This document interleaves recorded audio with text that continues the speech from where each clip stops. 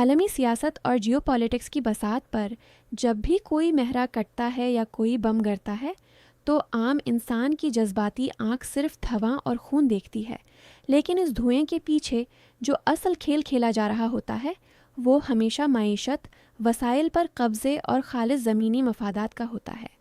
ہم جس خطے میں سانس لے رہے ہیں وہاں مذہب، فرقہ واریت اور قوم پرستی کا نعرہ تو بہت بلند ہے، لیکن حقیقت یہ ہے کہ مشرقی وسطی کی ریت پر لڑی جانے والی ہر جنگ کا الٹیمیٹ سورس کوڈ صرف اور صرف تیل ہے۔ آج کل عالمی میڈیا، تجزیہ نگاروں اور سوشل میڈیا کے جذباتی کینس پر ایک بہت بڑا نفسیاتی اور سفارتی سراب ڈپلومیٹک مراج بک رہا ہے۔ کہا جا رہا ہے کہ ایران آبنائے ہرمز بند ہو چکا ہے اور خطے میں ایک ایسی تیسری عالمی جنگ چھڑنے والی ہے جو دنیا کو تباہ کر دے گی۔ لیکن جب ہم جذبات کی آئیں قطار کر عالمی منڈی، تیل کی قیمتوں اور ریئل پولیٹک کے بے رحم اصولوں کی روشنی میں اس پورے منظرنامے کا پوسٹ مارٹم کرتے ہیں تو ایک ایسی شفاف، بھیانک اور حیران کن تصویر سامنے آتی ہے جو ہمارے روایتی تجزیوں کی دھجیاں اڑا دیتی ہے۔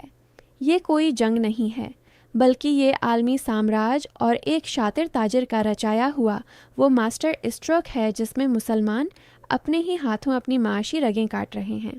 آئیے اس غلط فہمی اور ہولوگرافک فریب کو سب سے پہلے توڑتے ہیں کہ آبنائے ہرمز کے معاملے میں اصل طاقت کس کے پاس ہے۔ یہ سمجھنا کہ ایران اتنا طاقتور ہے کہ وہ دنیا کی اس سب سے اہم سمندری گزرگاہ کو، جہاں سے عالمی تیل کا 20% سے زائد حصہ گزرتا ہے، مستقل طور پر بند رکھ سکتا ہے، ایک انتہائی غیر منطقی اور جذباتی سوچ ہے۔ ایران کی اپنی بقا اور معیشت کا سارا دارومدار اسی سمندری راستے پر ہے۔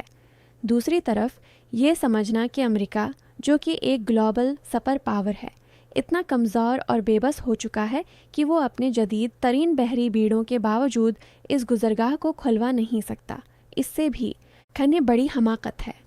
اصل فسکس اور اسٹریٹجی کچھ اور ہے۔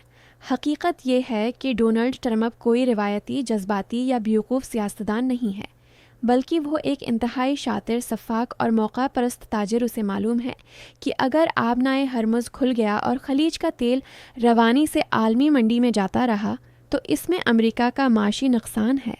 یہ بندش، یہ جنگی جنون اور یہ کشیدگی دراصل امریکہ کی اپنی ضرورت ہے۔ یہ ایک سوچی سمجھی ڈرامہ بازی اور اسٹریٹجک تاخیر ہے جسے پوری دنیا کے سامنے ایک مجبوری بنا کر پیش کیا جا رہا ہے۔ اس معاشی اور سرمایہ دارانہ گیم کو سمجھنے کے لیے آپ کو براعظم امریکہ کے جنوبی حصے یعنی وینزویلا کی طرف دیکھنا ہوگا۔ وینزویلا کے پاس دنیا میں تیل کے سب سے بڑے ثابت شدہ ذخائر موجود ہیں۔ پچھلے کچھ عرصے کی جیو پولیٹیکل بساط پر امریکہ نے خاموشی سے وینزویلا کی معیشت کا گلا گھونٹ کر اور وہاں اپنا اثر و رسوخ قائم کر کے ان عظیم الشان تیل کے کنوؤں پر عملی طور پر اپنا کنٹرول مضبوط کر لیا ہے۔ اب ذرا ٹرمپ کے دماغی الگورتھم کو ڈی کوڈ کریں۔ جب آپ کے پاس دنیا کا سب سے بڑا تیل کا ذخیرہ آ جائے اور آپ کے اپنے ملک ٹیکساس وغیرہ میں شیل آئل کے دی وہیکل ذخائر موجود ہوں تو آپ کی سب سے بڑی خواہش کیا ہوگی؟ آپ چاہیں گے کہ دنیا میں موجود آپ کے مدم قابل کا تیل منڈی تک نہ پہنچے۔ خلیج کا تیل، چاہے وہ سعودی عرب کا ہو، UAE کا ہو یا ایران کا، نکالنے میں بہت سستا پڑتا ہے۔ اگر یہ تیل روانی سے منڈی میں بکتا رہا تو امریکہ کا مہنگا شیل آئل اور وینزویلا سے نکالا گیا تیل کون خریدے گا؟ ٹرمپ اتنا پاگل یا احمق نہیں کہ وہ دنیا کو سستا تیل ملنے دے۔ وہ آپ کی اور میری سوچ سے بھی زیادہ چالاک ہے۔ اس کی نیت مکمل طور پر خراب ہو چکی ہے اور اس کا حتمی ہدف یہ ہے کہ خلیجی تیل کی سپلائی لائن کو ہر صورت بند کیا جائے۔ جب تک مشرقی وسطی سے نکلنے والا کالا سونا عالمی منڈی میں نہیں رکھے گا، امریکہ کا اپنا تیل منہ مانگے داموں پر نہیں بک سکے گا۔ یہی وہ خالصتاً مادی اور شفاف حقیقت ہے جسے آج مان لیں یا کل وقت خود ثابت کر دے گا۔ اس ماسٹر پلان کو عملی جامہ پہنانے کے لیے جو طریقہ استعمال کیا جا رہا ہے وہ تاریخ کا سب سے پرانا اور سب سے کامیاب ہتھ کنڈا ہے۔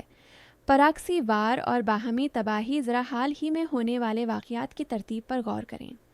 ایرانی تیل کے ذخائر پر اچانک اور پراسرار حملے ہوتے ہیں۔ کسی کو حتمی طور پر نہیں معلوم آج کہ یہ حملہ آور کون ہیں، لیکن سازش کا رخ اس طرح موڑا جاتا ہے کہ ایران کی ہارڈ ڈرائیو میں یہ فیڈ کر دیا جائے کہ یہ عربوں کا کام ہے۔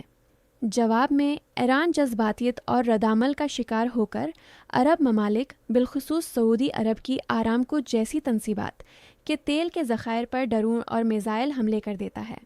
ایک عام اور باشعور انسان کی عقل یہ تسلیم کرنے سے قاصر ہے کہ جب ایران خود معاشی پابندیوں کی چکی میں پس رہا ہے تو وہ اپنے ہی پڑوسیوں کے تیل کے ذخائر تباہ کر کے پوری دنیا کو اپنا دشمن کیوں بنا رہا ہے؟ لیکن یہی تو وہ ٹریپ اینڈ ٹریپ ہے جو بچھایا گیا تھا۔ اس پوری صورتحال میں اگر کسی نے واقعی کمال کی سمجھداری، اسٹریٹجک صبر اور بالغ نظری کا مظاہرہ کیا ہے تو وہ عرب ریاستیں ہیں۔ وہ بخوبی سمجھ چکے ہیں کہ یہ آگ انہیں خاکستر کرنے کے لیے لگائی گئی ہے، اس لیے وہ کسی صورت براہ راست جنگ میں نہیں کود رہے۔ وہ طیش میں آ کر ایران پر بھرپور حملہ نہیں کر رہے، نہ ٹرمپ اور امریکی۔ اسٹیبلشمنٹ کی ازلی اور ابدی خواہش یہی ہے کہ عرب اور ایران ایک دوسرے کو خوب ماریں، ان کے میزائل ایک دوسرے کی ریفائنریوں، تیل کے کنوؤں اور معاشی حب کو تباہ کریں۔ وہ لڑ لڑ کر اپنی دہائیوں کی کمائی ہوئی معیشت اور اقتصادیات کو ردی کے کاغذ میں بدل لیں۔ امریکہ کو معلوم تھا کہ اگر ایران پر ایک بھی نامعلوم حملہ ہوا تو اس کا ردعمل عربوں کے ذخائر پر نکلے گا، اور یوں ٹرمپ کا اصل مقصد یعنی مشرقی وسطی کے تیل کا مارکیٹ سے آؤٹ ہونا بغیر کسی امریکی فوجی کی جان گنوائے پورا ہو جائے گا۔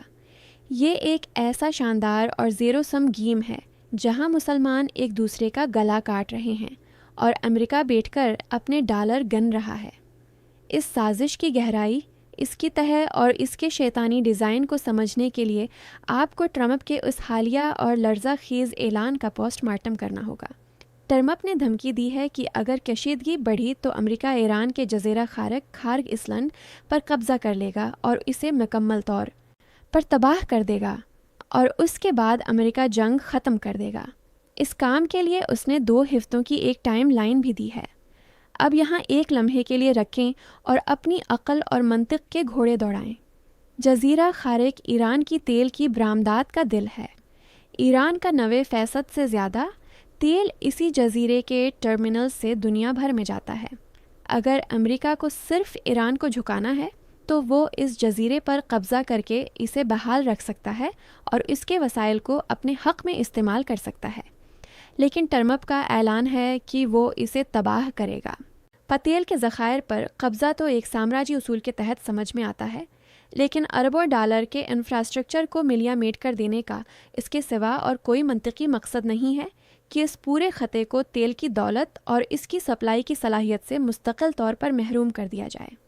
امریکہ کا ہدف صرف ایران کو سزا دینا نہیں ہے، بلکہ اس کا حتمی معاشی ہدف یہ ہے کہ مشرقی وسطی کے سپلائی سسٹم کو اتنا ڈیمج کر دیا جائے کہ مستقبل میں دنیا کے پاس تیل کا سب سے بڑا، محفوظ اور قابل اعتماد سپلائر صرف اور صرف امریکہ ہو۔ جب خلیج جل رہی ہوگی تو ساری دنیا، خصوصاً یورپ اور ایشیا کی فیکٹریاں اپنی انرجی کی ضروریات کے لیے امریکہ کی مکمل محتاج ہو جائیں گی۔ یہ مونوپولی قائم کرنے کا وہ سفاک ترین ہتھ کنڈا ہے جس نے ہٹلر کے دور کی یاد تازہ کر دی ہے۔ اب ذرا ان 2 ہفتوں کی ٹائم لائن اور اس کے عالمی معیشت پر پڑنے والے اثرات کا حساب لگائیں۔ اگر آبنائے ہرمز محض مزید 2 ہفتے بند رہتا ہے اور جزیرہ خارق جیسی تنصیبات تباہ کر دی جاتی ہیں تو عالمی منڈی میں تیل کی سپلائی میں ایسا ہولناک خلا پیدا ہوگا کہ خام تیل کی قیمت $200 فی بیرل کی نفسیاتی اور تباہ کن حد کو عبور کر جائے گی۔ اس ہائپر انفلیشن کا سب سے پہلا اور سب سے بھیانک شکار یورپ ہوگا۔ یورپ، جو پہلے ہی سردیوں اور معاشی سست روی سے نبرد آزما ہے، ایک ایسے شدید انرجی کرائسس میں مبتلا ہو جائے گا کہ ان کی انڈسٹری بند ہونے کے دہانے پر پہنچ جائے گی، اور پھر اس کرائسس میں ایک مسیحا کے طور پر کون انٹری دے گا؟ امریکہ۔ پاوے اپنا مہنگا ترین شیل آئل اور وینزویلا کا تیل یورپ کو بیچے گا، دنیا بھر کی دولت کھینچ کر وال اسٹریٹ کے بینکوں میں لائے گا اور بغیر رکے نوٹ چھاپے گا۔ یورپ بلیک میل ہوگا، عرب اور ایران کھنڈرات میں بیٹھے ہوں گے اور امریکہ کی معیشت ایک نئی اڑان بھرے گی۔ یہ ہے وہ اصل کہانی، وہ ریئل پالیٹک اور وہ کائناتی سچائی جسے آج کا جذباتی مسلمان سمجھنے سے قاصر ہے۔ ہم آج بھی ٹی وی سکرینوں پر مسلکی بحثوں، عرب عجم کی پرانی نفرتوں اور جھوٹی انا کے خول میں قید ہو کر ایک دوسرے کو کافر اور غدار قرار دینے میں مصروف ہیں۔ حقیقت یہی ہے کہ عالمی استعمار، امپیریلزم، سامراج، کالونیلزم اور طاغوت فورسز آف تغٹ نے ہمیں ہمارے ہی خلاف استعمال کرنے کا وہ پرفیکٹ الگورتھم ڈھونڈ لیا ہے۔ طاغوت کو اب ہم پر براہ راست بمباری کرنے کی ضرورت نہیں ہے۔ وہ صرف ہمارے درمیان ایک چھوٹی سی چنگاری پھینکتے ہیں، ہماری معاشی رگوں پر دباؤ ڈالتے ہیں اور ہم کمال وفاداری کے ساتھ ان کے منصوبے کو پایا تکمیل تک پہنچا دیتے ہیں۔ مسلمانوں کو لڑوا کر اپنا اللو سیدھا کرنے کی یہ تاریخ صدیوں پرانی ہے، لیکن افسوس کہ ہماری ایپسٹیمولوجی اور ہمارا شعور آج بھی اتنا ہی بانج ہے جتنا 100 سال پہلے تھا۔